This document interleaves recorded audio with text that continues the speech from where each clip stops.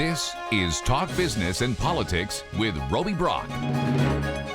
Welcome to today's Talk Business and Politics. I'm Roby Brock, joined by John Brummett of the Arkansas Democrat-Gazette. Good to see you, sir. Always good to be here.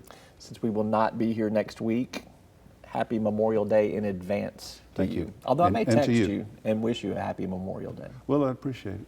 I appreciate that. That's good. Your wife's leaving you at home alone with the dogs? She's taking off tomorrow with girlfriends for the Redneck Riviera and be gone through Memorial Day, so it'll just be me and the Beagles and the cooker, and I'm going to miss her terribly. I want to get that established on the record. Last week I said on here I don't understand George and Kellyanne Conway's marriage and other marriages and sometimes even my own. Mm-hmm. Well, let me just clarify. I'm going to miss her, and it's going to be a tough week. Can we clarify that you now understand your marriage a little bit better, a little more clearly? You know, over the last several days, I've come to understand it very clearly and appreciate it. All right, let's shift gears and talk about some national politics. Let's do. Let us begin with our U.S. Senator Tom Cotton up for re-election in 2020 on national TV this past weekend, talking about a couple of different subjects. Let's begin with his controversial statement that he made about farmers and tariffs and that they need to make sacrifices, I'm paraphrasing here, like our soldiers do. How do you think this is played in terms of the backlash or the support for that comment? Well, I'm usually wrong about expecting backlash against anything having to do with Tom Cotton and Donald Trump. I think I have, however, picked up some. If my emails and communications to me are reflective of anything broader, and often they are, there are some people who thought he spoke, shall we say, insensitively there. He was on CBS Morning News. He's talking about his book. He's got a new book. I saw you've got it. Have you read it? I do. I have it right off the set here. I'll let you borrow it for the Memorial Day weekend. That's okay. That's okay. But it's a rite of passage if you're going to be president. You've got to have a book. So he now has, and he was on to talk about it. But in the way of journalists. A brief mention of the book, and now let's get to the issue of the day, which is tariffs. And he tried to tie his book into the tariffs, maybe, or he simply couches everything in terms of military service, which is a charge against him. And he said, yeah, farmers and others are going to have to sacrifice with these tariffs, but it's nothing compared to the sacrifice of those who are buried here and those who serve, given their lives in service to the country. I've had a lot of people say that they agree with my judgment on that, which I wrote in the paper last week, which is, okay, true, great sacrifice, military, we honor it. What's it got to do with this?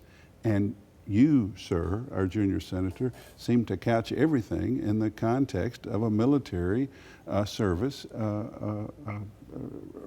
reference. And I don't think it's serious. I don't think it's a serious backlash. I think he's generally widely supported, and I think, of course, Trump is too. But some people thought this.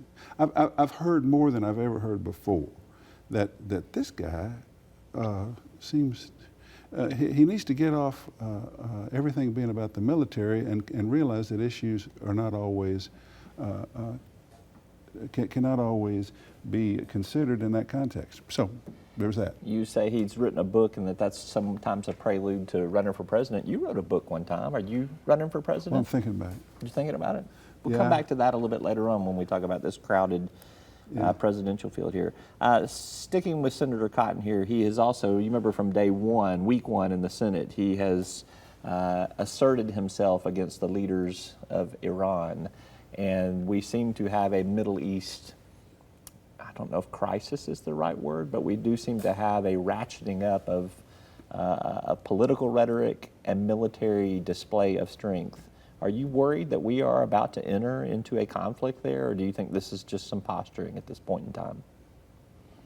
I think I'm not as worried as probably I ought to be, because nothing that comes out of this White House, I no longer take any of it seriously. I just think Trump is guided by the most recent tweet that he did and what he most recently saw on television.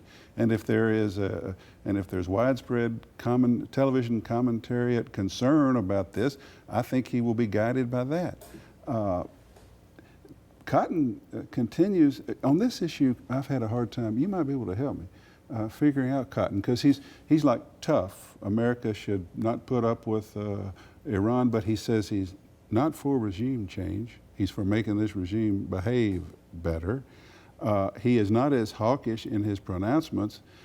He's hawkish in his style about military, but not in these specific pronouncements, at least to the extent that we understand John Bolton is. And he went on firing line and got a lot of attention when the host, whose name escapes me, is it Judy Woodruff? No, firing line. The new.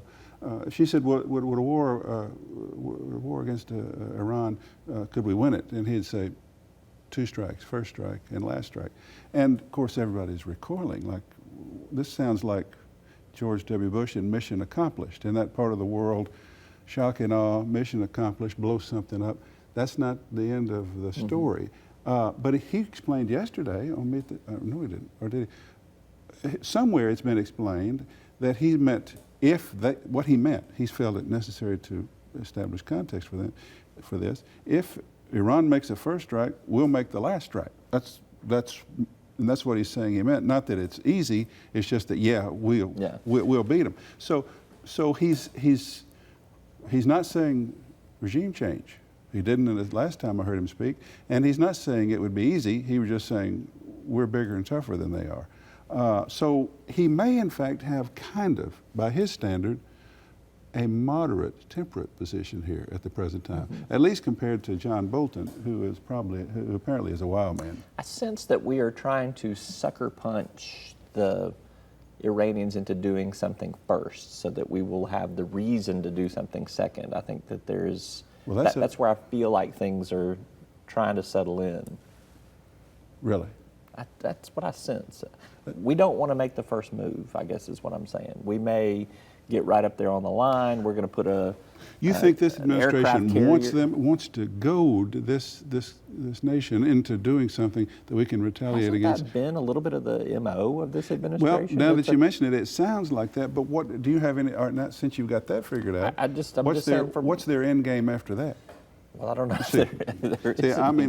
I hope that's not so. I think the end game would be regime change. It would be to some sort of change in leadership over there. And that's always proven easy in that part of the world. Complicated. Yeah.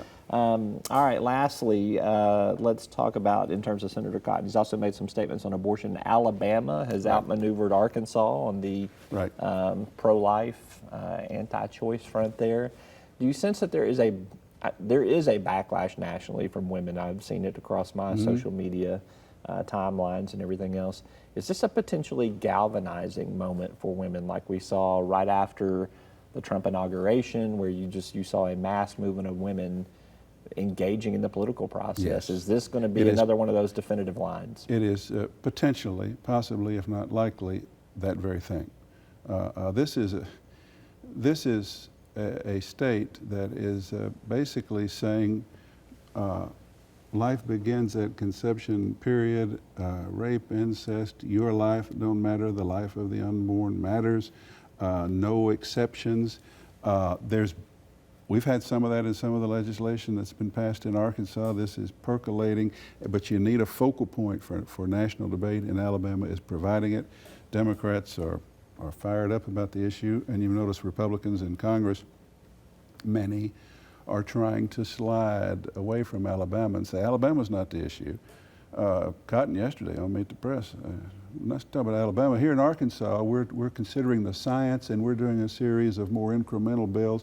That's the way they want to go. And when you're tough, basic conservative Republican senator like Cotton, when someone like that is finding it necessary to say that, then you're right. It's a gap. Now, Cotton's position was decidedly odd. He said on Meet the Press yesterday about a half dozen times, unelected judges. Did you hear that? Yes. The problem with abortion in this country, he said, here's how he tried to catch it, is that we have unelected judges making these rulings which limit our parameters. And if we'd let and it's a moral issue, guided in some measure by the science about when can detect a heartbeat, for example, if we'd let the elected politicians engage in the democratic process, we could seek common ground on this. I find that very weird. I mean, and I would say this, though. I mean, this is something we've seen in a lot of other people's political rhetoric, too. You got to find a boogeyman for this, somebody that you could set up to be the bad person there. And at the same time, if the unelected judges were making the decisions favorably to Senator Cotton or the Republicans. That's another thing that's really weird about this. We've just managed to, the right wingers have managed to put Gorsuch and Kavanaugh on the Supreme Court, not elected. And lower court. And on lower vacancies. Court. They were nominated by a president who finished in second place and confirmed by a Republican Senate that has fewer votes for the Republican senators, even though they have the majority, than the Democratic senators. And not only unelected, but appointed by minority or second place finishers. And they got it where they wanted. And now I think Cotton was looking for his bogeyman. I mean, unelected judges? I thought Kavanaugh was his hero. I thought Gorsuch was his hero. They've got the unelected judges 5-4.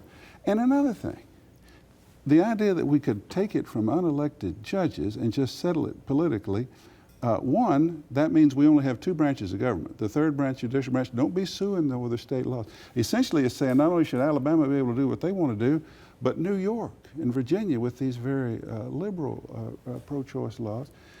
And then he's saying, on top of all that, if you let the politicians in the Congress get in here and seek common ground, how's that been going?